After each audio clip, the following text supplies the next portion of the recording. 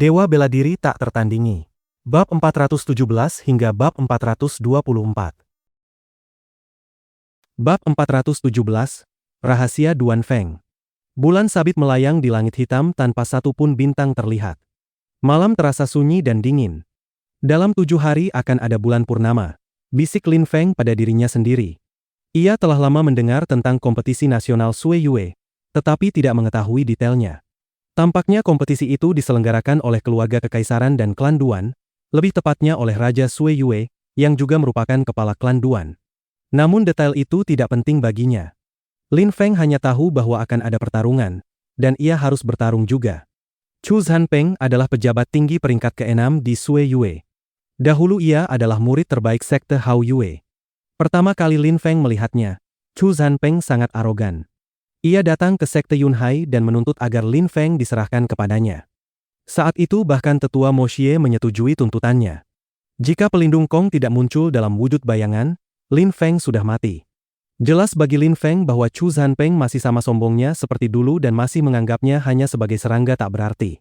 Sejak pertemuan di sekte Yunhai, Chu Zhanpeng berkali-kali mempermalukan Lin Feng.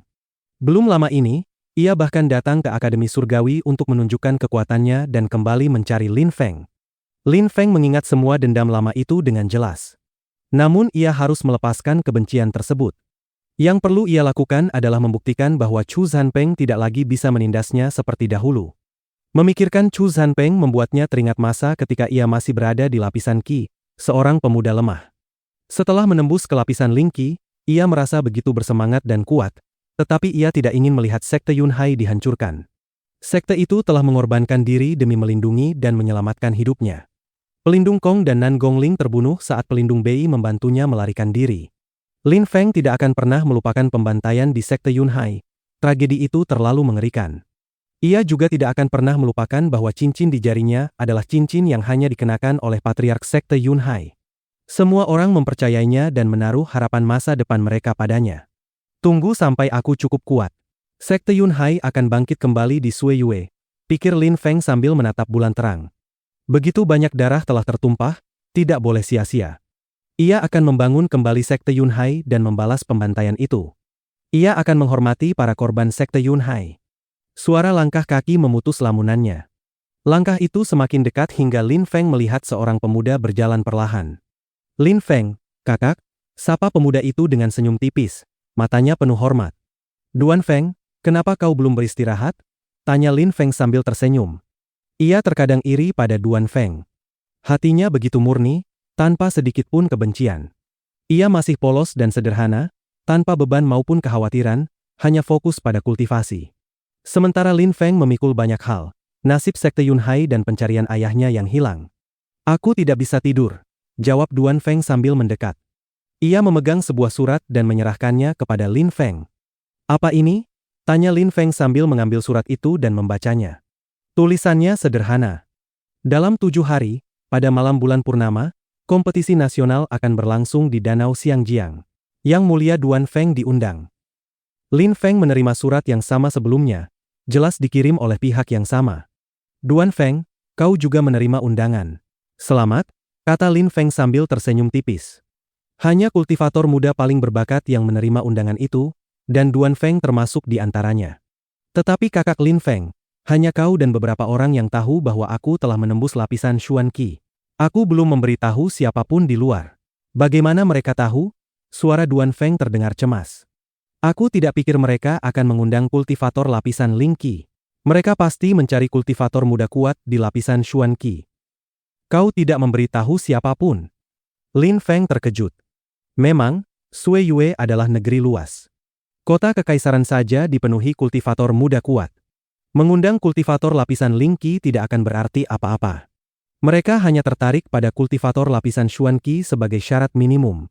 Namun Duan Feng mengatakan bahwa ia tidak memberitahu siapapun. Lalu bagaimana mereka tahu ia telah menembus? Air Sui Yue ternyata lebih dalam dari yang kubayangkan, pikir Lin Feng sambil tersenyum dan menggelengkan kepala.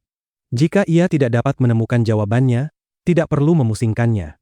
Duan Feng, karena kau menerima surat itu, santai saja. Jangan terlalu memikirkannya. Bisa jadi karena bakat alammu yang luar biasa. Dalam 7 hari, Kita akan pergi ke Danau Xiangjiang bersama. Baik, Duan Feng mengangguk. Namun ia lalu sedikit mengernyit dan berkata sambil menatap Lin Feng. Kakak Lin Feng, ada satu hal lagi yang ingin kukatakan. Apa itu? Tanya Lin Feng. Ia sedikit terkejut melihat Duan Feng mengerutkan kening. Selama ini Duan Feng selalu polos, ceria, dan tersenyum. Tampaknya ada sesuatu yang membebani hatinya. Lin Feng, kakak, kau ingat ketika kau bertanya dari mana aku mendapatkan teknik luar biasa itu? Tanya Duan Feng, membuat Lin Feng semakin terkejut. Ia membicarakan hal itu lagi, apakah ia menyembunyikan sesuatu? Bukankah kau bilang menemukannya dalam ingatanmu? Balas Lin Feng. Benar, teknik itu memang muncul dari ingatanku, kata Duan Feng sambil mengangguk. Tetapi setiap kali kultivasiku meningkat, ingatan baru juga muncul di kepalaku. Setiap kali aku maju, ingatan baru muncul, tetapi itu bukan milikku. Aku tidak pernah memiliki ingatan itu sebelumnya. Tetapi di dalamnya ada teknik dan keterampilan yang sangat kuat. Ini sangat aneh. Hah? Lin Feng tertegun. Ingatan baru muncul seiring peningkatan kultivasi, benar-benar aneh. Apakah mungkin seseorang menyegel ingatanmu, dan segelnya terbuka sendiri saat kultivasimu meningkat? Tebak Lin Feng, meskipun ia tidak yakin. Jika benar ada seseorang yang mampu menyegel ingatan dalam pikiran seseorang dan membuatnya terbuka seiring peningkatan kultivasi, betapa menakutkannya orang itu? Kemungkinan besar tidak ada seorang pun di Sui Yue yang mampu melakukan hal seperti itu. Duan Feng, ayah dan ibumu. Lin Feng tiba-tiba berkata. Namun Duan Feng langsung menggeleng. Kakak Lin Feng, aku tidak pernah bertemu orang tuaku. Aku hanya tahu bahwa aku memiliki roh darah klan kekaisaran. Aku juga tahu mereka diasingkan ke tempat jauh sebagai hukuman. Aku selalu tinggal di desa kecil itu dengan kehidupan bangsawan, tetapi aku bahkan tidak tahu siapa ayahku. Lin Feng mengerutkan kening. Duan Feng tidak pernah melihat orang tuanya, dan ingatan itu tetap misterius. Jika bukan seseorang yang menyegel ingatan itu, lalu apa penjelasannya? Apakah semacam indera keenam? Jika demikian, bakat alaminya bahkan lebih menakutkan. Lin Feng, kakak, ada hal lain. Bukan hanya kultivasiku meningkat sangat cepat, tetapi aku juga mempelajari teknik dengan sangat cepat, seolah aku sudah mengetahuinya. Aku hanya perlu membacanya sekali dan langsung bisa menggunakannya. Aku pernah mencoba mempelajari teknik yang tidak berasal dari ingatanku, dan itu sangat sulit, bahkan jika teknik itu tingkat rendah. Lanjut Duan Feng. Lin Feng semakin terkejut dan kembali mengerutkan kening. Betapa anehnya. Mengapa bisa begitu? Ia tidak memiliki jawaban. Ia berpikir sejenak, lalu tersenyum. Duan Feng, mampu berkultivasi dengan cepat adalah hal yang baik. Mungkin kau benar-benar memiliki indera keenam atau kemampuan khusus yang tidak kau ketahui. Karena kau tidak memahaminya, jangan menyiksa dirimu memikirkannya. Lain kali aku akan bertanya pada senior Yan Yu untukmu. Duan Feng mengangguk. Ia memang ingin memahami, tetapi tidak mampu, dan hal itu membuatnya gelisah. Ia bahkan tidak bisa berkultivasi dengan tenang karena terus memikirkannya. Namun bagaimanapun juga, mampu berkultivasi dengan cepat tetaplah hal yang baik. Kakak Lin Feng, aku akan kembali sekarang. Kau juga sebaiknya beristirahat, kata Duan Feng. Lin Feng mengangguk pelan, dan Duan Feng pun pergi. Namun Lin Feng tetap berdiri di tempat yang sama, menatap bulan sabit dengan tenang. Ia bertahan di sana sepanjang malam. Keesokan harinya, kabar bahwa kota kekaisaran telah mengirimkan surat undangan menyebar dengan cepat, lalu meluas ke seluruh negeri. Mereka yang menerima undangan menjadi pusat perhatian semua orang. Bab 418, semua orang ingin membunuhnya. Surat undangan itu merupakan bukti bahwa seorang kultivator memiliki kekuatan dan bakat luar biasa. Mereka yang menerimanya adalah yang paling menonjol di antara para kultivator muda. Selain itu, mereka yang tidak menerima surat tetap berkumpul di tepi danau. Mereka ingin menyaksikan secara langsung murid-murid paling luar biasa dari Sui Yue. Kesempatan untuk melihat para kultivator kuat menunjukkan kekuatan mereka sangatlah langka, sehingga menjadi peluang besar bagi rakyat jelata. Bukan hanya penduduk kota kekaisaran yang datang, orang-orang dari seluruh penjuru Sui Yue berkumpul. Semua tertarik pada kompetisi nasional ini. Semua orang ingin melihat seberapa kuat para jenius Sui Yue sebenarnya dan setinggi apa bakat alami mereka. Mereka juga ingin mengetahui perbedaan di antara para jenius tersebut. Akhirnya, pada hari kelima, pemerintah kekaisaran Sui Yue mengeluarkan perintah blokade. Orang-orang boleh keluar dari kota kekaisaran, tetapi tidak ada lagi yang diizinkan masuk. Terlalu banyak orang telah berkumpul di kota. Jalan-jalan besar yang biasanya mampu menampung ribuan orang berjalan berdampingan kini dipenuhi manusia yang saling berdesakan. Perintah blokade membuat mereka yang datang terlambat sangat marah. Mereka menyesal telah menempuh perjalanan jauh hanya untuk tiba terlalu lambat. Kini mereka tidak dapat memasuki kota dan tidak akan bisa menyaksikan kompetisi nasional. Atmosfer di kota kekaisaran menjadi sangat gelisah, ramai, dan penuh kegembiraan. Semua orang tidak sabar, hingga akhirnya hari ketujuh tiba. Danau Xiangjiang terletak di distrik utara kota kekaisaran. Lebarnya hanya beberapa ratus meter, tetapi panjangnya puluhan mil. Dari satu sisi danau, sisi lainnya tidak terlihat. Danau itu sangat panjang. Sejak pagi, kedua tepi danau telah dipenuhi lautan manusia. Kerumunan yang bergerak tampak seperti naga raksasa yang membentang puluhan mil, pemandangan yang luar biasa.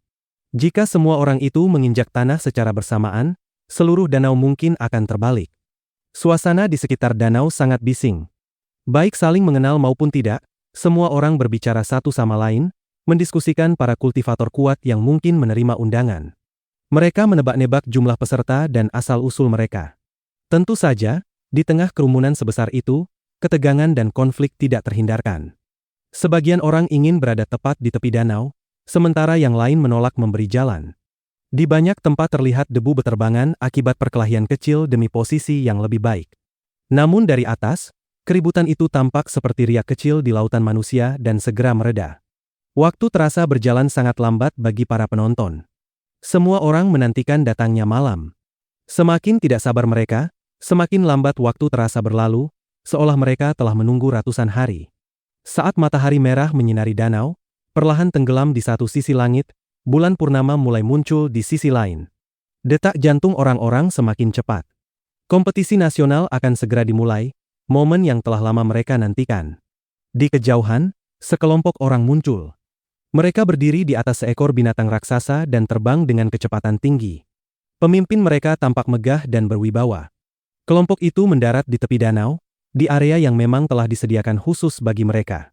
Para prajurit sudah berjaga untuk mencegah orang lain mendekat. Sekte Hao Yue. Kerumunan tercengang. Kelompok itu membawa sebuah bendera besar yang berkibar di angin, dengan tulisan kaligrafi mencolok, Sekte Hao Yue. Pemerintah kekaisaran tidak hanya mengundang kultivator muda berbakat, tetapi juga sekte dan klan terbesar di negeri. Tentu saja Sekte Hao Yue termasuk di antaranya. Pemimpin yang megah itu adalah Patriark Sekte Hao Yue, Chu Qing. Aku dengar dua murid Sekte Hao Yue diundang. Salah satunya Chu Zhanpeng. Kekuatannya sudah tidak perlu diragukan lagi. Yang lainnya adalah murid inti Jiang Shan, yang baru saja menembus lapisan Xuanqi, terdengar bisik-bisik di kerumunan. Bagaimana dengan pendekar pedang Leng Yue?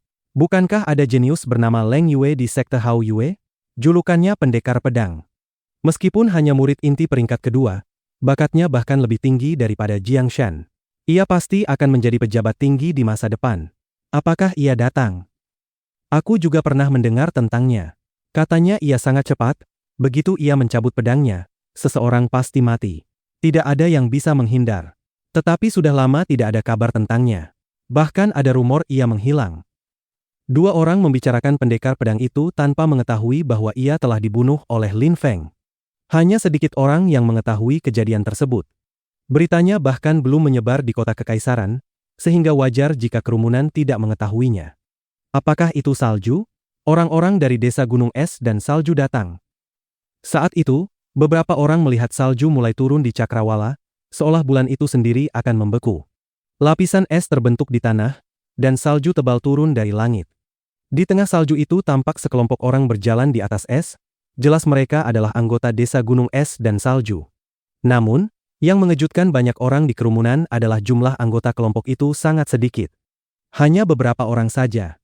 Sangat sedikit orang di negeri ini yang mengetahui pertempuran di Sungai Surgawi, tempat banyak kultivator dari desa Gunung Es dan Salju tewas ketika mereka pergi untuk membunuh Lin Feng dan tidak pernah kembali.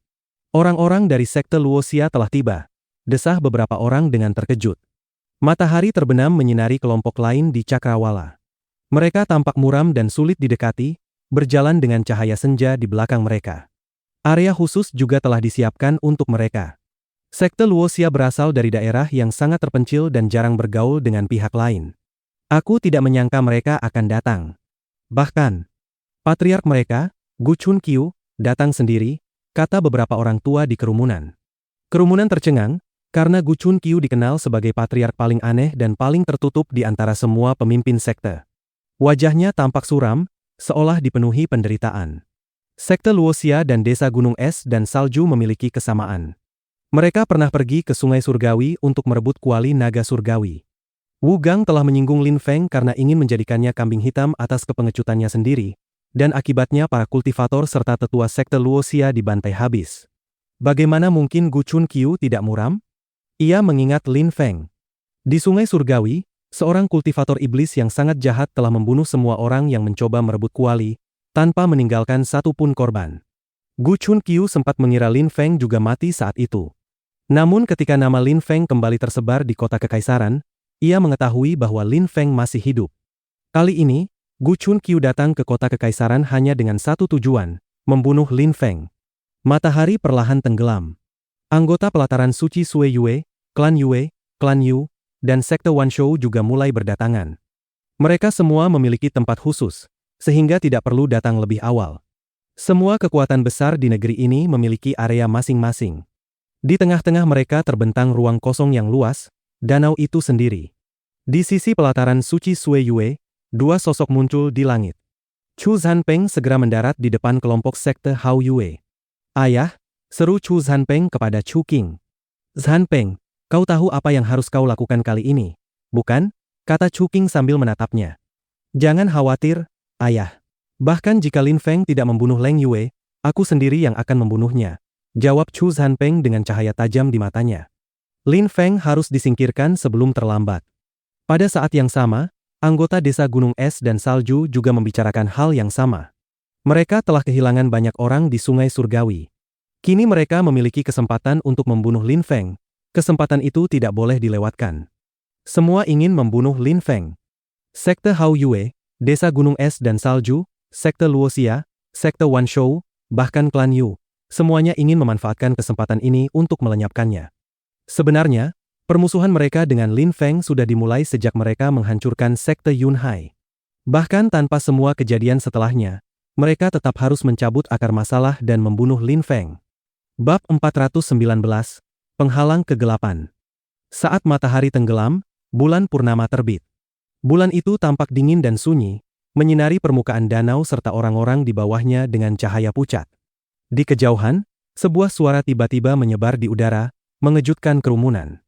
Apa yang baru saja mereka dengar? Semua orang menatap ke arah suara itu dan melihat 9 naga bergerak di langit. Raungan naga menggema saat mereka saling melilit dan berputar. Meskipun sangat jauh, suara itu terdengar jelas bagi semua orang. Yang paling mengejutkan adalah di tengah 9 naga itu terdapat sebuah tahta emas. Tirai yang mengelilinginya dihiasi berbagai gambar naga. Di sekeliling tahta, pasukan kultivator kuat terbang dalam formasi sempurna. Tatapan mereka tajam, dan ki yang mereka pancarkan sangat brutal. "Raja!" Kerumunan gemetar melihat pemandangan itu. Betapa megahnya, diusung oleh 9 naga, dengan pasukan kultivator kuat membuka jalan di langit. Semua orang sudah tahu siapa itu, Raja Sui Yue. Roar. 9 naga meraung dengan kemegahan luar biasa, gema suaranya memenuhi telinga semua orang. Ketika mereka melihat raja, seluruh kerumunan langsung membungkuk. Raja telah tiba, diiringi 9 naga. Bahkan raja datang secara langsung, pikir banyak orang dengan terkejut. Kompetisi ini tampaknya sangat penting hingga sang raja hadir sendiri. Kompetisi nasional ini diadakan setiap 10 tahun, mirip dengan kompetisi besar Sui Yu. Namun bagi banyak orang, mereka mungkin tidak akan pernah melihat raja sepanjang hidup mereka. 9 naga itu turun dari langit dan menyelam ke dalam danau. Sesaat kemudian, kepala mereka muncul kembali di permukaan air dengan gerakan lincah. Naga-naga itu dapat terbang di langit dan berenang di air, tetapi yang paling aneh, permukaan danau bahkan tidak bergelombang akibat gerakan mereka. Kerumunan terpukau. Jantung mereka berdebar kencang. Setiap naga berukuran puluhan meter, bergerak di air tanpa menimbulkan riak sedikit pun, pemandangan yang luar biasa. Atmosfer menjadi sunyi total. Tidak ada seorang pun yang berani berbicara. Semua mata tertuju pada tahta yang kini melayang sedikit di atas permukaan air. "Mulai!" Sebuah suara rendah terdengar, tetapi cukup jelas bagi seluruh kerumunan. Begitu perintah itu selesai diucapkan, 9 naga melesat ke udara. Apa yang mereka lakukan? Beberapa orang bertanya sambil gemetar oleh aura naga. Naga-naga itu berputar di langit, menciptakan pusaran yang menyedot semua awan di sekitarnya. Ki yang sangat kuat berputar bersama mereka. Raungan naga tak henti-hentinya menggema. Tahta tampak kesepian melayang di atas danau. Tidak jatuh, hanya sedikit bergoyang di udara, pemandangan yang misterius. Akhirnya, naga-naga itu berhenti berputar dan kembali menyelam ke danau, lalu muncul di permukaan. Pada saat itu, sebuah lingkaran raksasa muncul di langit dan membentuk penghalang gelap di bawahnya. Penghalang berbentuk lingkaran itu terbuat dari ki kegelapan. Tampaknya putaran naga di langit tadi menciptakan penghalang tersebut. Kompetisi besar Sueyu diadakan setiap 10 tahun. Orang-orang dari seluruh 13 negara berpartisipasi, banyak kultivator muda luar biasa. Mereka yang pernah mengikuti kompetisi itu dan selamat kembali, pulang sebagai pahlawan, jenderal, bangsawan, atau kultivator yang sangat kuat, terdengar suara dari balik tirai tahta. Meskipun berjarak kilometer, semua orang dapat mendengarnya dengan jelas. Suara itu terdengar dingin dan jahat, seolah menembus telinga dari segala arah. Para peserta sebelumnya menjadi jenderal atau kultivator terkuat. Mendengar itu, jantung kerumunan berdegup kencang. 4 orang yang kembali dari kompetisi 9 dan 18 tahun lalu kini menjadi begitu kuat, hingga tak seorang pun di Sueyue berani memprovokasi mereka. Mereka adalah kultivator paling menonjol di negeri ini. Kompetisi itu melibatkan seluruh 13 negara Sueyu, betapa luar biasanya. Banyak orang memimpikannya siang dan malam, tetapi hanya bisa menonton karena kekuatan mereka tidak mencukupi. Aku tidak melebih-lebihkan untuk menakut-nakuti atau menggoda kalian. Kalian harus memahami bahwa Sueyu sangat luas. Terdapat 13 negara, dan negara kita termasuk yang kecil dan lemah. Setiap negara memiliki banyak kultivator kuat. Jika kalian ingin mengikuti kompetisi besar Sueyu, kalian harus memanfaatkan kesempatan ini. Hanya dengan begitu kalian dapat bersaing dengan para jenius dari negara lain. Kalian akan memperoleh pengalaman tak ternilai, pemahaman baru, serta tubuh yang jauh lebih kuat. Kompetisi ini tidak hanya mengubah kultivasi, tetapi mengubah takdir. Masa depan kalian tidak dapat diprediksi jika kalian berpartisipasi, ujar suara itu perlahan. Semua orang mendengarkan dengan tenang. Kompetisi besar Sueyu dapat mengubah takdir seseorang. Jika mereka dapat mengikuti kompetisi besar Sueyu, mereka juga akan memiliki kesempatan meninggalkan negeri Sueyue dan belajar dari kultivator kuat dari negara lain. Namun, jika kalian ingin mengikuti kompetisi besar Sueyu, aku harus terlebih dahulu melihat tingkat kekuatan kalian dan seberapa tinggi bakat kalian. Hanya setelah melihat potensi kalian, kalian akan memiliki kesempatan untuk diajukan kepada kaisar, yang kemudian akan memilih peserta akhir secara pribadi, lanjut suara itu perlahan. Kemudian ia berkata lagi, kali ini aku mengundang para kultivator muda paling berbakat di Sueyue. Kalian semua memiliki kesempatan. Mereka yang menerima suratku, silakan menembus penghalang gelap dan masuk ke tengah lingkaran. Ini adalah tahap seleksi pertama. Tentu saja, 8 pejabat tinggi tidak perlu mengikuti ujian ini. Ujian seleksi. Kerumunan akhirnya mengerti mengapa 9 naga menciptakan lingkaran ki tersebut, untuk menguji apakah para undangan mampu menembus penghalang itu. Efek seperti apa yang dimilikinya? 8 pejabat tinggi tidak perlu mengikuti tes itu. Dengan kata lain, mereka langsung lolos tahap pertama. Aku duluan, teriak seorang kultivator muda. Ia melesat ke langit dan langsung menerobos penghalang gelap. Namun dalam sekejap, ki kegelapan menelannya sepenuhnya. Ia lenyap tanpa jejak, bahkan tidak meninggalkan sisa ki sedikit pun. Apa yang terjadi? Kerumunan mengerutkan kening. Orang itu seolah ditelan oleh kegelapan. Tampaknya memasuki penghalang itu sangatlah sulit. Tahap seleksi pertama telah dimulai. Bab 420, di atas rakit bambu. Ah! Orang berikutnya yang memasuki penghalang hitam tiba-tiba mengeluarkan jeritan mengerikan.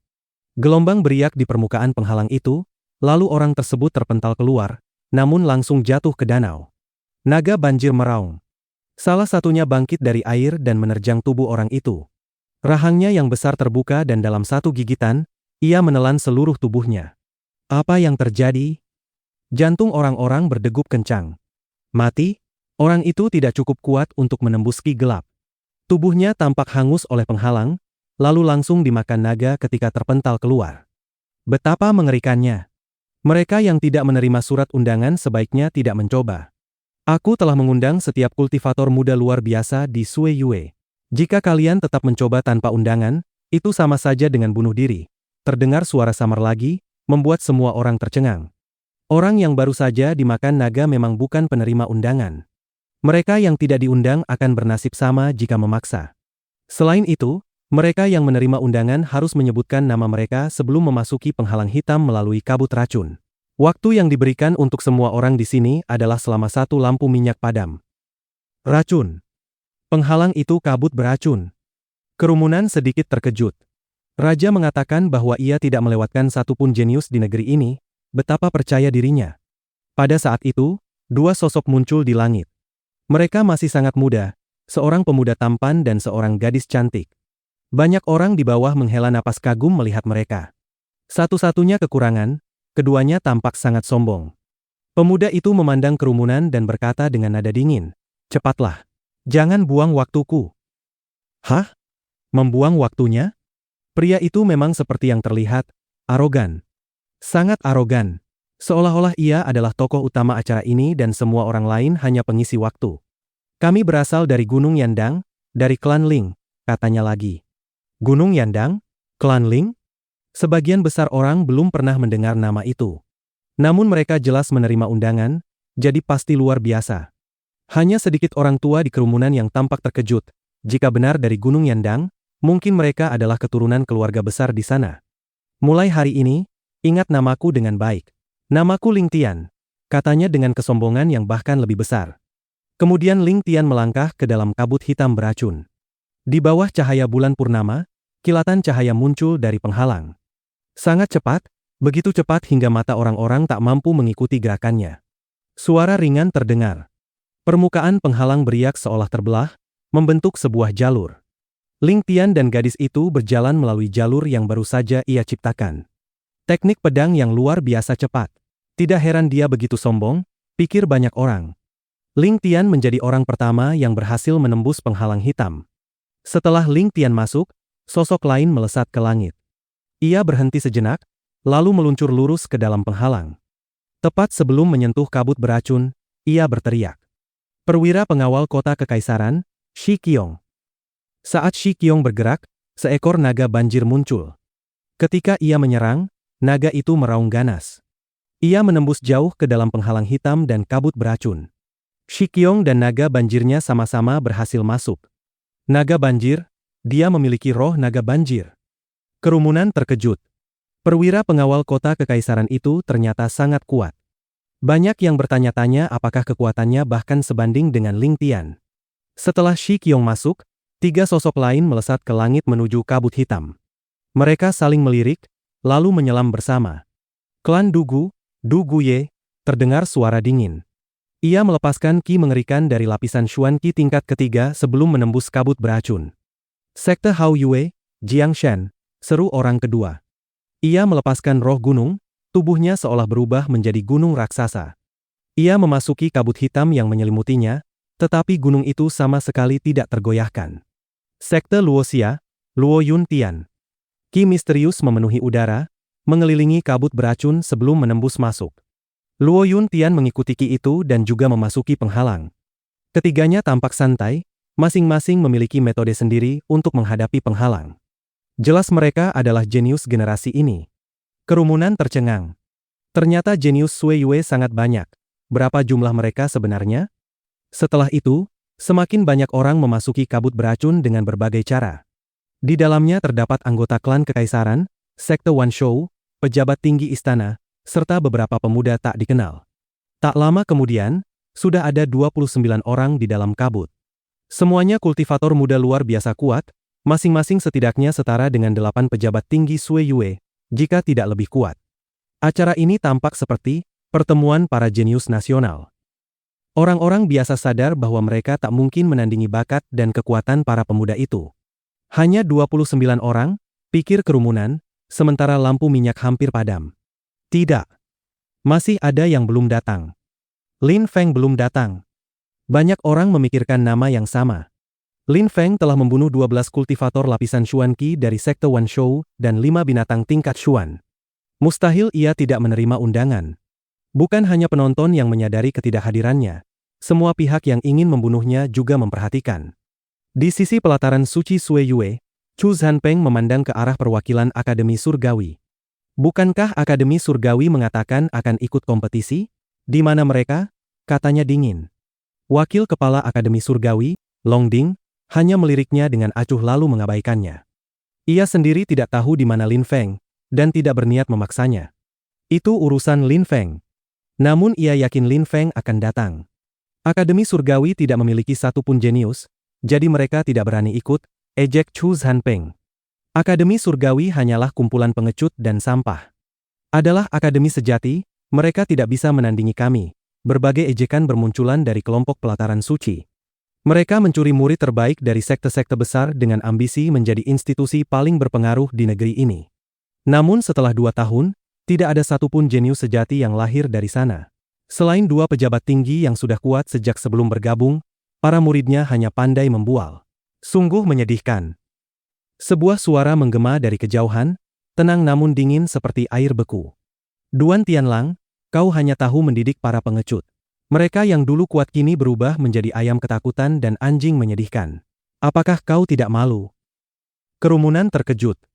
Kata-kata itu sangat tajam, serangan langsung terhadap pelataran suci Sui Yue dan Duan Tianlang, bahkan menyebut murid-muridnya sebagai ayam dan anjing. Suara itu tidak keras, tetapi terdengar jelas dan penuh tekanan. Di kejauhan, 2 rakit bambu muncul di atas permukaan danau. Rakit-rakit itu melaju melawan arus dengan kecepatan mengejutkan. 3 orang berada di atasnya. Di salah satu rakit, seorang pemuda sekitar 16 tahun berdiri, tampan dan berwajah jujur. Di rakit lain, seorang pemuda dan seorang gadis berdiri berdampingan. Pemuda itu tampan, rapi, dan tenang seperti air danau yang dalam. Gadis itu mengenakan cadar tipis, seolah keluar dari lukisan. Melihatnya, orang merasa ia bukan dari dunia fana. Pemandangan yang luar biasa indah, pikir banyak orang. Ketiganya tampak seperti dewa yang melintas di atas air, tanpa aura megah atau energi menekan. Lin Feng. Mata orang-orang menyipit ketika mereka melihat seekor harimau bersayap di atas rakit itu. Itu Lin Feng. Bab 421, Kabut Hitam Beracun. Banyak orang memandang Lin Feng dengan tatapan membunuh, terutama anggota pelataran suci Sui Yue. Wajah Chu Zhanpeng dan Luo Sui dipenuhi niat membunuh. Ekspresi Duan Tianlang sangat dingin menusuk. Ia tidak lagi tampak anggun seperti dulu. Rambutnya yang dahulu hitam kini memutih, membuatnya terlihat suram dan kesepian, seolah menua dalam waktu singkat. Namun matanya tetap sama, bahkan lebih kejam dan dingin hingga menusuk tulang. Kultivasinya juga meningkat. Ketika Lin Feng melihat matanya, ia tahu Duan Tianlang tidak tenggelam dalam kesedihan. Kultivasinya dan aura berbahayanya jelas meningkat. Lin Feng tidak tahu bahwa setelah ia membunuh Duan Han, rambut Duan Tianlang berubah putih sepenuhnya dan ia kehilangan minat pada pelataran suci Sui Yue. Ia mencurahkan seluruh waktunya untuk berkultivasi, menantikan hari bertemu Lin Feng lagi untuk membalas kematian putranya. Ucapan Lin Feng yang menyinggung cara Duan Tianlang mendidik murid membuatnya memancarkan ki mematikan. Ki itu mengguncang rakit bambu yang dinaiki Lin Feng dan membuat permukaan danau bergejolak. Lin Feng, kau akan segera menyesali semua yang telah kau lakukan. Sebentar lagi kau akan berlutut di hadapanku, kata Chu Zhanpeng dengan nada dingin, seolah ia kaisar yang berdiri di atas dunia. Berapa lama lagi Lin Feng bisa terus tersenyum? 2 tahun lalu kau datang ke Sekte Yunhai untuk membunuhku. Saat itu kau sudah menjadi salah satu dari 8 pejabat tinggi, sementara aku hanya seorang lemah di lapisan Qi. Bahkan saat itu aku tidak takut padamu dan tidak akan berlutut. Kini 2 tahun telah berlalu. Aku telah meninggalkan lapisan Qi, menembus lapisan Ling Qi dan mencapai lapisan Xuan Qi tingkat kedua. Sedangkan kau hampir tidak berubah. Betapa menyedihkannya. Yang lebih lucu, kau bahkan tampak bangga. Dan berpikir sekarang cukup kuat untuk membuatku berlutut.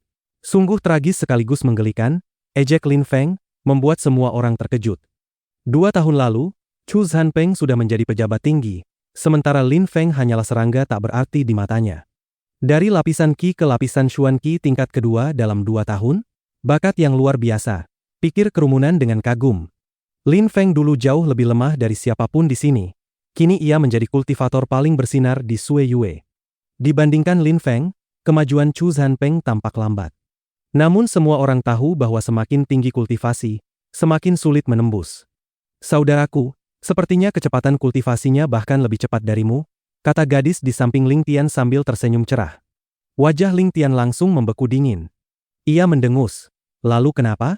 Dia baru mencapai lapisan Xuan Qi tingkat kedua. Aku sudah menghancurkan patungnya di kota Yangzhou, dan bisa menghancurkannya kapan saja. Tentu saja, kau sudah di tingkat ketiga dan pedangmu secepat kilat. Kau pasti bisa membunuhnya, kata gadis itu sambil tersenyum, membuat ekspresi Ling Tian sedikit membaik. Jelas, jawabnya dengan bangga. Namun dalam hati ia berpikir sebaliknya. Dia membunuh 12 kultivator Xuan Qi, 3 di antaranya tingkat ketiga. Tak satu pun selamat. Seperti ayam disembelih. Kekuatan tempurnya sangat mengerikan. Jika dia tidak memprovokasiku, aku juga tidak akan memprovokasinya. Ling Tian sombong, tetapi tidak bodoh. Membunuh 12 kultivator Xuan Qi bukan hal mudah bahkan baginya, sementara Lin Feng melakukannya. Gadis itu tampak berpikir. Saudaraku di tingkat ketiga, Lin Feng di tingkat kedua. Tetapi kekuatan tempurnya mungkin setara atau lebih tinggi. Pertarungan antara mereka akan sangat sulit. Bahkan jika saudaraku menang dengan pedang cepatnya, itu akan mahal. Lebih baik mereka tidak bertarung. Ia masih terkejut ketika mendengar Lin Feng membantai 12 kultivator Xuan Qi. Markuis kecil dari Yangzhou ternyata begitu kuat. Wajah Chu Zanpeng tetap dingin. Kau akan menyesal, katanya. Hemp. Lin Feng tersenyum dingin dan mengabaikannya. Ia mengangkat kepala dan memandang ke tepi danau. Tuan kota Duanren, namaku Yun Fei Yang. Tiba-tiba, jauh di kejauhan, sebuah sosok muncul, terbang melintasi langit. Kecepatannya seperti ilusi. Meskipun aku tidak menerima surat undangan, aku rasa para jenius Sui Yue dan aku dapat saling belajar. Jangan salahkan aku. Suara orang itu menggema di udara. Ia langsung memasuki kabut hitam tanpa perlindungan apapun. Saat bergerak di dalam kabut beracun itu bergejolak hebat lalu terbelah, membuka jalan baginya. Yun Fei yang melintasi penghalang dengan mudah. Dia tidak menerima undangan. Kerumunan tercengang. Mereka segera memandang takhta di atas air. Bukankah raja mengatakan tidak ada satupun jenius yang terlewat? Namun Yun Fei yang jelas sangat kuat. Jika kau memiliki kekuatan yang cukup, kau boleh, jawab raja dengan nada santai. Kota Duanren. Lin Feng terkejut. Sudah lama ia tidak mendengar kabar kota yang pernah ia bakar. Ternyata kota itu melahirkan seorang jenius? Ia menatap Yun Fei Yang. Suaranya gagah, senyumnya bebas, tubuhnya seolah menyimpan kekuatan ribuan gunung. Ia tampak memiliki banyak kartu tersembunyi. Apakah ia benar-benar berasal dari perbatasan Sui Yue, atau dari luar negeri? Lampu minyak akan segera padam, terdengar suara dari arah takhta. Lin Feng dan Meng Qing saling menatap sambil tersenyum. Tubuh mereka langsung melayang ke udara menuju kabut hitam. Namun Lin Feng tidak menerobos kabut. Ia terbang tinggi lalu perlahan masuk melalui lubang di bagian atas penghalang, melintasi kabut dari atas dan mendarat di dalam lingkaran. Duan Feng tidak mengikutinya.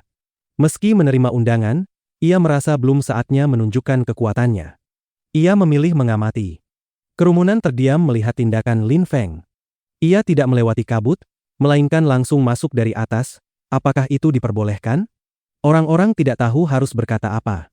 Semua tahu bahwa penghalang dikelilingi kabut beracun dan dapat dilewati dari atas, tetapi tidak ada yang berani melakukannya. Ini kompetisi para jenius, metode itu terasa terlalu sederhana dan memalukan. Raja bahkan mengatakan kabut beracun itu berfungsi menghalangi. Tetapi jika semua orang terbang seperti Lin Feng, bukankah semua bisa masuk? Lin Feng tidak peduli. Ia tidak merasa perlu menghabiskan tenaga hanya untuk terlihat megah jika sudah ada jalan yang lebih mudah. Ia bergerak seperti bayangan, cepat luar biasa, bukti kekuatannya. Mengikuti Yun Fei Yang, Lin Feng dan Meng Qing masuk ke dalam penghalang. Di dalam kabut, kini ada 32 orang. Yang terlemah berada di lapisan Xuan Qi tingkat pertama, dan jumlahnya sedikit. Beberapa yang terkuat telah mencapai tingkat ketiga bahkan keempat. Bakat dan kultivasi setinggi itu pada usia muda sangat langka, bahkan banyak kultivator senior tidak mencapainya. Tidak seorang pun di sana berusia di atas 30 tahun. Waktu habis, kata raja sambil bangkit. Ia melayang ke udara di hadapan semua orang. Semuanya bergerak ke tepi kabut hitam. Hah? Semua orang terkejut. Mengapa harus ke tepi? Namun mereka tidak berani membantah dan bergerak membentuk lengkungan besar di sekeliling kabut. Mereka yang menerima undangan dapat dianggap sebagai jenius Sui Yue. Mereka mampu tetap tenang bahkan saat nyawa terancam, memiliki keteguhan dan tekad luar biasa. Kualitas inilah yang menjadikan mereka kultivator sejati. Tidak seorang pun boleh bergerak, kata Raja perlahan. Kerumunan mengernyit. Tidak boleh bergerak? Apa yang akan terjadi? Saat itu, 9 naga di atas air berputar dengan kecepatan luar biasa, mengangkat kepala dan meraung serempak. Kabut hitam mulai bergulung hebat. Ki penghalang bergejolak liar, berubah menjadi badai. Raja menggerakkan tangannya, dan racun hitam tampak memadat. Ki beracun itu menutupi cahaya bulan, menggelapkan langit dan bumi. Lalu ia bergerak menuju kerumunan dan menyelimuti mereka. Dalam sekejap, semua orang ditelan kabut hitam. Bab 422, Permainan Kematian. Di dalam kabut ini, bunuh siapapun sesuka kalian. Satu-satunya aturan adalah membunuh. Jangan menahan diri. Satu-satunya cara menjadi lebih kuat adalah terus berada di ambang kematian. Hanya melalui pengalaman seperti itu kalian dapat menjadi kultivator paling bersinar di Suiyue. Jika kalian ingin mengikuti kompetisi besar Suiyu dan meninggalkan Suiyue, kalian harus membuktikan kekuatan dan meraih prestasi gemilang. Itulah kata-kata terakhir yang didengar sebelum semua orang tenggelam dalam kabut hitam. Raja mengangkat kedua tangannya dan membuat gerakan aneh, seolah merapal sihir. Kabut hitam terus bergulung hingga akhirnya perlahan menjadi tenang. Di dalamnya, sebuah pemandangan berbeda sedang berlangsung. Apa itu? Para penonton gemetar. Kabut hitam berubah menjadi gelembung abu-abu transparan. Mereka dapat melihat jelas ke dalamnya, para kultivator muda yang luar biasa. Namun yang mengejutkan, orang-orang di dalam tampak tidak dapat melihat satu sama lain, meskipun berdiri sangat dekat. Mereka tidak bisa melihat menembus kabut yang tampak jernih itu. Apa yang terjadi? Kerumunan kebingungan. Sangat aneh. Beberapa orang hanya berjarak 2 atau 3 meter, tetapi tidak menyadari keberadaan satu sama lain. Mereka bergerak canggung dan sangat berhati-hati. Orang-orang memandang raja yang masih menggerakkan tangannya, tanpa memahami apa yang sedang terjadi. Itu adalah ilusi. Orang-orang di dalam terperangkap dalam ilusi ciptaan raja. Kabut hitam, bisik sebagian penonton, akhirnya memahami. Mereka yang berada di dalam telah menjadi buta dan kehilangan sebagian indera, tahanan dalam dunia ilusi. Sebelum terperangkap, para peserta mendengar kalimat terakhir raja. Mereka boleh membunuh siapapun. Setelah itu, seolah mereka dipindahkan ke dunia yang sama sekali berbeda. Lin Feng dan Meng Qing tidak lagi bersama. Mereka tidak bisa melihat satu sama lain. Padahal mereka masuk bersama beberapa saat sebelumnya. Ini ilusi. Lin Feng mengangkat kepala. Bulan purnama dan kerumunan telah lenyap. Yang tersisa hanya sebuah istana raksasa tanpa ujung. Ia merasa seperti berada sendirian di dalam ruang yang sangat luas. Siapapun akan sadar bahwa pemandangan ini palsu, tetapi mengetahui itu tidak membantu. Segalanya terasa nyata. Sepertinya pertumpahan darah tidak terelakkan, pikir Lin Feng. Ia langsung berjalan. Ia tidak mencoba memecahkan ilusi, melainkan ingin menemukan Meng Qing terlebih dahulu. Para peserta bukan orang biasa, semuanya kultivator luar biasa. Lin Feng tetap khawatir, bahkan terhadap Meng Qing. Terasa sangat nyata. Lin Feng berjalan perlahan di istana itu. Lantai terbuat dari batu biru. Tiba-tiba, banyak suara menggema lalu kembali sunyi. Tempat itu tidak terasa seperti ilusi, melainkan nyata. Saat memasuki sebuah ruangan, ki kuat tiba-tiba menyelimuti tubuhnya, membuatnya terkejut. Sesaat kemudian, angin kacau menyerangnya. Lin Feng tersenyum dingin dan melepaskan energi mengerikan, energi pedang pembunuhnya. Energi itu melonjak ke udara dan membuat seluruh istana bergetar. Ekspresi orang yang baru saja menyerangnya berubah drastis. Tampaknya ada batasan di dalam gelembung itu, mustahil menyingkirkan efek ilusi. Seseorang hanya bisa mengandalkan intuisi dan pendengaran untuk mengetahui keberadaan orang lain. Orang itu hanya mendengar langkah kaki Lin Feng lalu menunggu untuk menyergap. Jadi ia sama sekali tidak tahu bahwa targetnya adalah Lin Feng. Tunggu, tunggu, teriak orang itu keras, tetapi ia tidak menghentikan serangannya. Ia berkata, tunggu, sambil tetap menyerang. Siapa yang akan berhenti dan mempercayai lawan yang baru saja menyerang? Mustahil. Di tempat itu, suara napas adalah satu-satunya cara memastikan lawan masih hidup. Siapa yang berani percaya?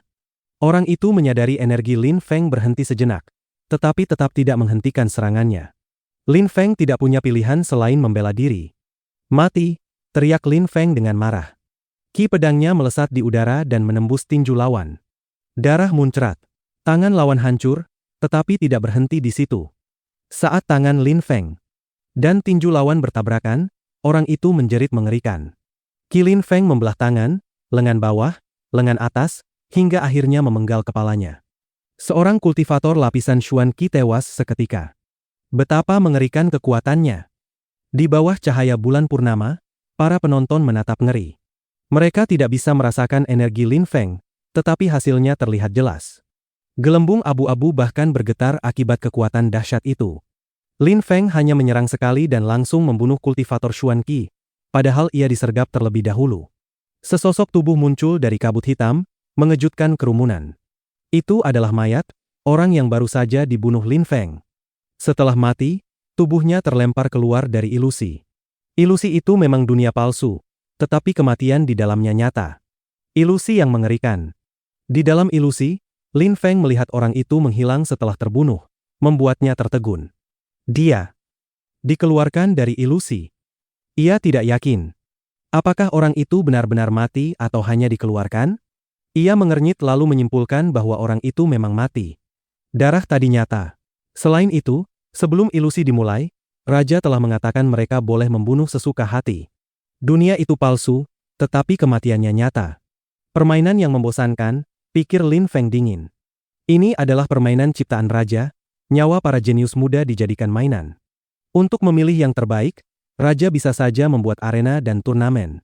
Namun ia memilih dunia ilusi yang membutakan semua orang, memaksa mereka saling membunuh secara acak hingga hanya yang terkuat yang tersisa. Bakat luar biasa pun tidak berarti apa-apa bagi Raja. Ia hanya ingin melihat siapa yang bertahan sampai akhir. Yang mati dianggap tidak berharga. Jeritan mengerikan terdengar dari kanan Lin Feng. Ia langsung menganalisis situasi. Tadi penyergap datang dari kiri. Jeritan itu dari kanan, pikirnya. Tampaknya istana ini terdiri dari ruangan-ruangan tak berujung. Pertarungan terjadi di kiri dan kanan. Dan di depan juga. Lin Feng tertegun. Ada pintu di depan, kiri, dan kanan. Di balik setiap pintu, ada orang. 9 ruangan besar membentuk istana ini. Cahaya tajam berkilat di matanya. Ia bergerak maju secara diagonal. Tiba-tiba ia mengerutkan kening. Lebih banyak pintu. Semua peserta berada di balik pintu yang berbeda. Ini permainan kematian, pikir Lin Feng, hatinya semakin dingin. Ia dikelilingi lawan kuat di setiap sisi. Ia tiba-tiba menoleh. Tidak jauh di depan, sepasang mata mengintip diam-diam. Seperti dugaan. Ada orang di bawahku juga, pikirnya. Orang itu segera mundur masuk ke lantai, berpura-pura tidak melihat apapun. Lin Feng tersenyum tipis, seolah menganggapnya lucu. Tunggu, panggil Lin Feng dengan suara berat. Orang itu terkejut dan tidak berani pergi. Dalam kegelapan, ia hanya bisa melihat senyum Lin Feng yang tampak santai. Saya tidak tahu Tuan ada di sini, katanya gugup. Tidak masalah. Kemarilah dulu, lalu kita bicara, kata Lin Feng sambil tersenyum. Orang itu ragu-ragu. Tiba-tiba terdengar suara halus. Wajah orang itu langsung pucat pasi. Ia gemetar ketakutan. Kepalanya meledak dari atas, darah menyembur seperti air mancur. Pemandangan yang mengerikan. Lin Feng juga terkejut. Dari bawah tubuh itu, seseorang lain muncul melalui pintu. Keji sekali, pikir Lin Feng, merasakan hawa dingin menjalar di hatinya. Ia segera melangkah maju, melepaskan energi kematian yang pekat dan mengerikan. Bab 423, Komplotan. Pada saat itu, wajah orang sebelumnya telah benar-benar membeku, tidak ada sedikit pun tanda kehidupan di tubuhnya. Lin Feng bergerak menuju jasad itu, perlahan, selangkah demi selangkah. Di ruangan di bawah kakinya sama sekali tidak terdengar suara apapun, tetapi Lin Feng tahu ada seseorang di sana. Dan orang itu bertindak dengan sangat kejam. Lin Feng melompat turun secepat kilat, dan suara gemuruh memenuhi udara. Sebuah lubang sebesar pintu segera terbentuk di bawahnya. Ia membiarkan tubuhnya jatuh ke dalamnya. Energi kematian yang mengerikan langsung menyelimuti tubuh Lin Feng dan membuatnya terkejut. Di depannya, sebuah batu besar telah berubah menjadi tombak runcing dan melesat ke dadanya dengan kecepatan luar biasa. Jiang Shan. Wajah Lin Feng langsung menjadi dingin. Kultivator itu adalah murid inti sekte Hao Yue, Jiang Shan. Benar-benar kebetulan, kata Lin Feng dengan nada dingin. Tangannya menyapu udara, melepaskan energi pedang yang mengerikan. Suara siulan tajam terdengar ketika tombak batu itu hancur berkeping-keping. Energi pedang Lin Feng jauh lebih tajam daripada batu yang diasah sekalipun. Jiang Shan menggerakkan tangannya, dan dalam sekejap semua batu di sekitar melesat ke arah Lin Feng. Dentuman terdengar saat batu-batu itu dihancurkan oleh energi pedang. Jiang Shan terdorong mundur oleh benturan itu, menatap Lin Feng dengan mata terpaku. Ia tidak pernah menyangka akan bertemu Lin Feng secepat ini. Orang yang paling tidak ingin ia hadapi justru muncul di hadapannya. Lin Feng pernah membunuh 12 kultivator tingkat Xuan Qi. Ia tidak bergantung pada pengaruh atau perlindungan orang lain, ia adalah kultivator sejati yang bertarung dengan darah panas. Meski Jiang Shan baru saja menembus tingkat Xuan Qi lapis kedua, sama seperti Lin Feng bahkan mampu membunuh kultivator lapis ketiga, sesuatu yang bahkan tidak berani dicoba Jiang Shan. Sekte Hao Yue memang penuh pengecut, seperti yang kuduga, kata Lin Feng dengan tenang. Ia melangkah maju, satu persatu, membuat Jiang Shan merinding. Lin Feng, masalah antara Sekte Hao Yue dan dirimu seharusnya diselesaikan antara Chu Sanpeng dan dirimu. Kita bukan musuh. Tidak perlu kau membunuhku, kata Jiang Shan dengan suara lemah dan gemetar. Ia tidak berani melawan. Kita bukan musuh. Lin Feng tersenyum dingin. Kata-kata itu terdengar konyol. Ia menunjuk ke jasad di lantai dan berkata datar. Apakah kau dan dia musuh? Kurasa tidak. Tapi kau tetap menyergap dan membunuhnya. Bisa kau jelaskan? Jiang Shan terdiam. Di dalam kabut hitam, ia memang siap membunuh siapapun. Kesempatan muncul, ia langsung menyerang. Mengapa harus dilewatkan? Namun sekarang, diminta alasan, ia tak mampu menjawab. Membunuh orang yang lebih lemah darimu tidak butuh alasan. Jika harus memberi alasan, anggap saja karena kau anggota Sekte Hao Yue. Itu cukup untuk membuatmu mati, kata Lin Feng. Energi kematian di sekelilingnya semakin pekat saat ia melangkah maju. Mata Jiang Shan menyipit. Cahaya dingin berkilat di matanya. Energi berat muncul dari tubuhnya, roh gunungnya. Sebuah roh gunung muncul di belakangnya. Membunuhku tidak akan semudah itu, teriak Jiang Shan sambil mengayunkan tangannya. Sebuah batu raksasa melesat ke arah Lin Feng dengan suara menggelegar, cukup besar untuk menghancurkan tubuhnya menjadi lumat. Lin Feng tetap tenang. Ia mengayunkan tangannya dan energi pedang menakutkan keluar dari ujung jarinya. Boom! Batu raksasa itu terbelah dan hancur menjadi debu. Setelah menghancurkan batu itu, Lin Feng menatap Jiang Shan, yang ternyata sudah berlari kabur secepat mungkin ke arah lain. Licik sekali, Lin Feng tersenyum dingin sambil bergerak secepat angin. Tubuh Jiang Shan gemetar ketika ia menoleh ke belakang dan melihat energi pedang mengerikan mendekat. Wajahnya langsung berubah pucat. Lin Feng sudah berada tepat di belakangnya. Energi pedang itu hampir mencabik tubuhnya. Jangan bunuh aku, teriak Jiang Shan putus asa. Tubuhnya yang sebesar gunung kembali menerjang Lin Feng. Naluri bertahan hidup membuatnya berbalik melawan. Tidak membunuhmu. Lin Feng melepaskan energi kematian. Tangannya turun, dan suara menggelegar memenuhi udara. Cahaya pedang menyambar, roh gunung raksasa itu terbelah dua. Jiang Shan terkejut. Serangan pedang Lin Feng terlalu kuat. Minggir, teriak Jiang Shan putus asa saat roh batunya tertindas. Tubuhnya berubah menjadi gunung kecil dan menerjang maju, dikelilingi batu-batu yang berputar. Ia tampak seperti gunung hidup yang meluncur ke depan dengan energi mengerikan. Jika Lin Feng menerima serangan itu secara langsung, bahkan jika tidak mati, ia akan hancur parah. Angin, seru Lin Feng. Tubuhnya langsung mundur secepat angin. Ia mengangkat pedang Qi murni yang dipenuhi energi kematian. Lin Feng mengabaikan Jiang Shan sementara kekuatan yang terkandung dalam pedang Qi murninya semakin kuat dari detik ke detik. Aura itu mengerikan. Mati, teriak Lin Feng dengan amarah. Qi kematian memenuhi udara, seluruh atmosfer dipenuhi siulan pedangnya. Seketika, pedang itu turun dan meluncur menuju Jiang Shan. Tanah di bawah kaki Lin Feng retak, dan sebuah sosok muncul dari bawahnya. Pedang Lin Feng yang hendak menyerang Jiang Shan sedikit bergetar. Orang yang muncul itu dipenuhi niat membunuh. Jiang Shan, bunuh dia, teriak suara lain tiba-tiba. Sosok lain turun dari langit-langit dan menerjang ke arah Lin Feng, juga memancarkan energi mematikan. Targetnya jelas, Lin Feng. Satu orang di depan, satu di bawah, satu lagi di atas, 3 orang menyerang Lin Feng secara bersamaan. Mati! Ketika Jiang Shan melihat situasi berubah, kepercayaan dirinya kembali.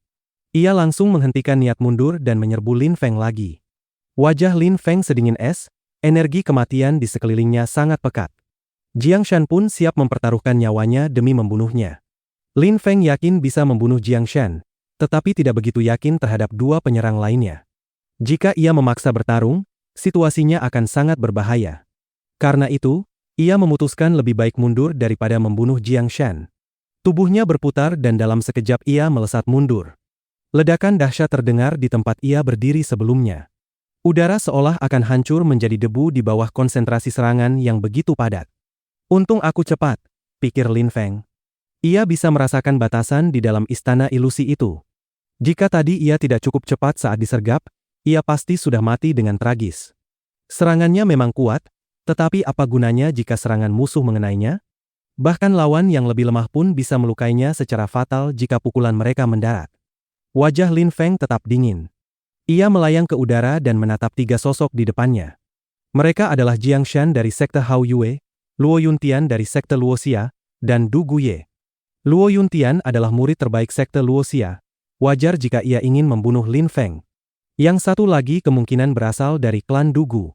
Lin Feng pernah mempermalukan Du Gushang dan Du Gu Xiao sebelumnya. Du Guye kemungkinan berasal dari klan yang sama. Kegagalan membunuh Lin Feng bahkan dengan serangan mendadak membuat ketiganya memasang ekspresi muram.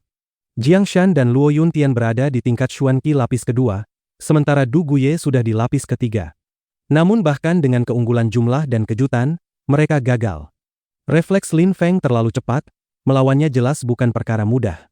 Pada saat yang sama, banyak orang di sekitar Danau Xiangjiang menyaksikan adegan itu. Lin Feng melawan 3 orang sendirian. Bagaimana hasilnya? Sementara itu, para penonton juga bisa melihat pertempuran lain di dalam gelembung. Lebih dari selusin orang sudah tewas tanpa ampun. Di dalam sana, tidak ada orang suci. Di suatu tempat di atas Lin Feng, Meng Qing yang murni dan suci tampak luar biasa cantik saat ia mati-matian mencari Lin Feng.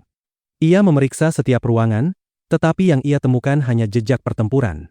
Ketika ia hendak turun ke bawah, suara keras terdengar. Tiba-tiba seseorang muncul di hadapannya. Itu adalah perwira pengawal kota kekaisaran, Shi Qiong. Wanita miliknya. Shi Qiong terkejut, lalu cahaya dingin berkilat di matanya.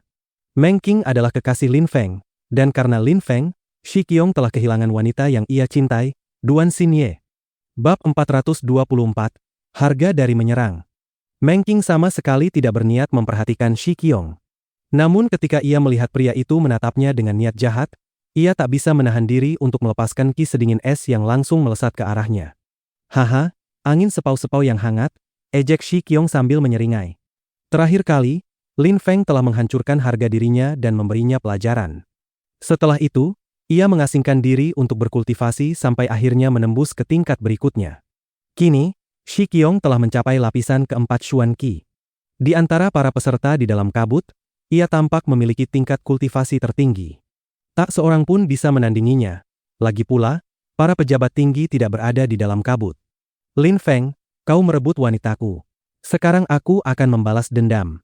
Tunggu saja sampai kita bertemu, aku ingin melihat reaksimu, pikir Shi Qiong dingin. Setelah menembus lapisan keempat Xuan Qi, ia pernah menemui Duan Xinye, tetapi wanita itu mengabaikannya. Di matanya hanya ada Lin Feng. Tak peduli seberapa tinggi kultivasi Shi Qiong, Duan Xinye bahkan tidak mau menatapnya. Shi Qiong membenci Lin Feng. Saat itu, suara kecil terdengar di udara. Shi Qiong terkejut. Ia segera mundur untuk melihat apa yang terjadi dan melihat sebuah sosok muncul di dekat mereka. Matanya menyipit, kilatan dingin melintas di matanya. Ketika Ling Tian melihat Meng Qing dan Shi Qiong, ia terkejut, lalu segera tersenyum aneh. Kalian lanjutkan saja. Aku tidak melihat apa-apa. Saat Meng Qing mendengar itu, ia melepaskan energi dingin ke arahnya. Tetapi Ling Tian sama sekali tidak memedulikannya. Aku pergi membunuh orang lain saja. Aku tidak akan mengganggu kalian. Setelah berkata demikian, ia berbalik dan pergi. Ia sudah mengetahui bahwa istana ilusi itu terbagi menjadi 9 ruangan dan orang-orang berada di mana-mana, di atas, di bawah, dan di setiap sisi. Jadi ia tidak khawatir kekurangan target untuk dibunuh. Pada saat itu, Meng Qing tidak tahu bahwa orang yang ia cari berada tepat di bawah kakinya. Di bawah mereka, Lin Feng sedang berhadapan dengan 3 lawannya. Energi pedang memenuhi udara dengan suara siulan tajam dan dingin yang menusuk. Aura pedang telah menguasai seluruh atmosfer. Jiang Shan, Luo Yuntian, dan Du Guye telah berpencar dan mengepung Lin Feng. Tak seorang pun berani ceroboh. Mereka tidak memandang rendah Lin Feng. Bagi mereka, ia adalah lawan yang sangat berbahaya. Mungkin orang-orang di luar sedang menonton.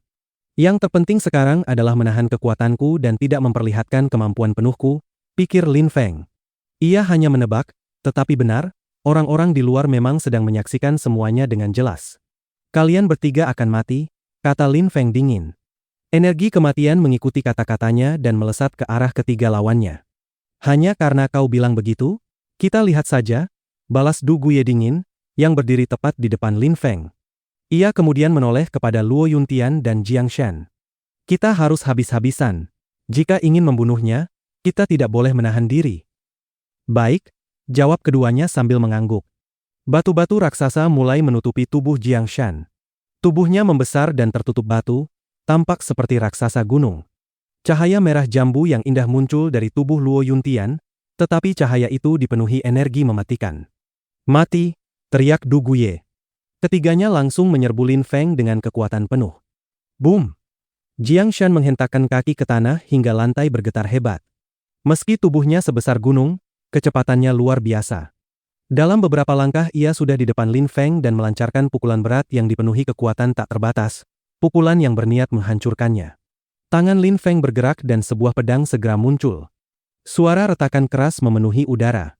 Celah muncul pada tinju batu Jiang Shan, lalu retakan-retakan lain menyusul. Namun ketika Jiang Shan memadatkan energinya, celah itu perlahan menutup, seolah tidak pernah ada. Saat itu, Du Guye dan Luo Yuntian sudah tiba di depan Lin Feng.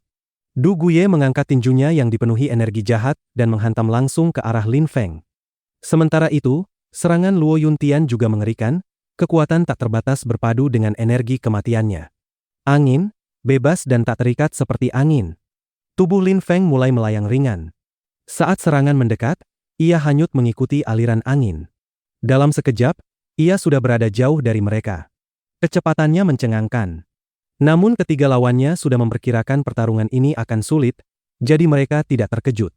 Mereka segera bersiap melancarkan serangan berikutnya. Mati, teriak Lin Feng dengan keganasan luar biasa. Pedangnya terangkat, dan energi pedang memenuhi seluruh istana. Suara gemuruh dahsyat mengguncang udara, seluruh istana bergetar. Jiang Shan mengubah ekspresinya sedikit. Seperti gunung. Ia melangkah maju dan tubuhnya membesar lagi. Ia benar-benar tampak berubah menjadi gunung raksasa. Aku akan menahannya, kalian berdua habisi dia, teriak Jiang Shan. Setelah berubah menjadi gunung batu raksasa, ia menerjang pedang Lin Feng seolah berniat menahannya dengan nyawanya sendiri. Istana bergetar hebat oleh kekuatan yang dahsyat. Tubuh batu Jiang Shan mulai retak, bongkahan-bongkahan besar berjatuhan di sekelilingnya. Tubuhnya tampak akan hancur berkeping-keping. Gunung kokoh, teriak Jiang Shan dengan marah. Ia menghentakkan kakinya ke tanah lagi. Batu-batu yang pecah dari tubuhnya berkumpul kembali. Pedang Lin Feng tampaknya tidak cukup kuat untuk menghancurkannya sepenuhnya. Mati, teriak Du Guye dan Luo Yuntian serempak. Energi mematikan mereka melesat ke arah Lin Feng. Jiang Shan sudah mengorbankan diri untuk menahan serangan. Bagaimana mungkin mereka melewatkan kesempatan emas itu? Roar. Cahaya ungu meledak, dan seolah tak terhitung ular ungu muncul sekaligus, langsung menerjang kedua penyerang. Dalam sekejap, Du Guye dan Luo Yuntian dikelilingi pasukan ular ungu yang melilit tubuh mereka. Ki tajam muncul dari tubuh Du Guye dan mulai memotong ular-ular itu, tetapi Luo Yuntian lebih lemah. Ia meronta dengan susah payah, nyaris tak mampu melepaskan diri. Mati! Cahaya menyilaukan berbentuk salib muncul di udara. Luo Yuntian, yang masih terjerat ular, tiba-tiba merasakan nyeri hebat di dadanya. Ia menunduk dan melihat luka berbentuk salib besar menembus dadanya. Darah menyembur deras, organ-organ di dalam tubuhnya bergeser. Otot wajahnya berkedut hebat karena rasa sakit yang tak terbayangkan. Hancur, teriak Lin Feng dengan suara rendah. Tubuh Luo Yuntian tiba-tiba bergetar hebat. Ia bisa merasakan organ dalamnya pecah. Wajahnya membeku dalam penderitaan. Setelah serangan itu, matanya perlahan menutup dan tubuhnya roboh. Sesaat kemudian, ia lenyap dari ilusi seolah tidak pernah ada. Ia mati. Tubuh Jiang Shan memang batu, tetapi hatinya bukan. Jantungnya berdegup liar di dadanya. Serangan Lin Feng memiliki daya bunuh yang mengerikan. Jika diberi sedikit saja kesempatan, Lin Feng akan langsung membunuh mereka. Lin Feng melirik Jiang Shan sekilas lalu mengabaikannya. Karena pertahanan Jiang Shan sangat kuat, ia memilih menyingkirkannya sementara. Satu musuh sudah mati, sekarang tinggal satu lagi sebelum ia fokus pada Jiang Shan. Kau kira aku akan membiarkanmu menyergapku? Lin Feng menatap Du Guye dengan dingin. Ular-ular ungu memenuhi udara seperti mimpi buruk. Saat melihat mata Lin Feng yang hitam pekat dan penuh energi kematian, Du Guye mulai menyesal menyerang bersama Jiang Shan. Kesempatan itu tampak terlalu bagus untuk dilewatkan, dan klan Du Gu juga memiliki dendam terhadap Lin Feng. Namun hasilnya, mereka bertiga menyerang bersama, dan satu sudah mati. Sekarang giliranmu, kata Lin Feng dingin. Ular-ular ungu meraung dan menyatu menjadi satu, memancarkan cahaya ungu yang megah. Mereka berubah menjadi naga raksasa yang sangat menakutkan. Mata besarnya dipenuhi kejahatan. Ia tidak lagi tampak seperti roh, melainkan binatang buas sungguhan dari daging dan darah. Pergi, teriak Lin Feng. Naga raksasa itu melesat ke arah Du Guye, mengacaukan udara di sekitarnya. Du Guye tercengang, lalu tubuhnya berubah menjadi pelangi saat ia mencoba melarikan diri. Seorang kultivator lapis ketiga Xuan Qi, kini ketakutan dan kabur. Ia tidak berani bertarung melawan Lin Feng. Langkah angin. Lin Feng tersenyum dingin dan mengejar dengan kecepatan luar biasa. Gerakannya halus tanpa hambatan. Ia mengayunkan pedangnya. Du Guye merasakan bahaya dan berbalik, melancarkan pukulan kuat ke arah pedang. Roar. Pada saat itu juga, naga ungu muncul di sampingnya dan melilit tubuh bagian bawahnya. Mulutnya terbuka lebar, taring tajamnya mendekati kepala Du Guye. Wajah Du Guye berubah drastis. Ia melepaskan ki murni yang dahsyat ke arah naga sambil berjuang melepaskan diri. Namun dalam kepanikannya, ia melupakan Lin Feng. Tadi mereka bertiga melawan Lin Feng. Sekarang ia sendirian melawan Lin Feng dan naga buas. Mati! Pedang penuh energi kematian menebas turun. Darah muncrat tinggi ke udara. Wajah Du Guye membeku. Naga ungu menggigit kepalanya dan menelannya, membunuhnya dengan cara yang paling kejam. Bersambung.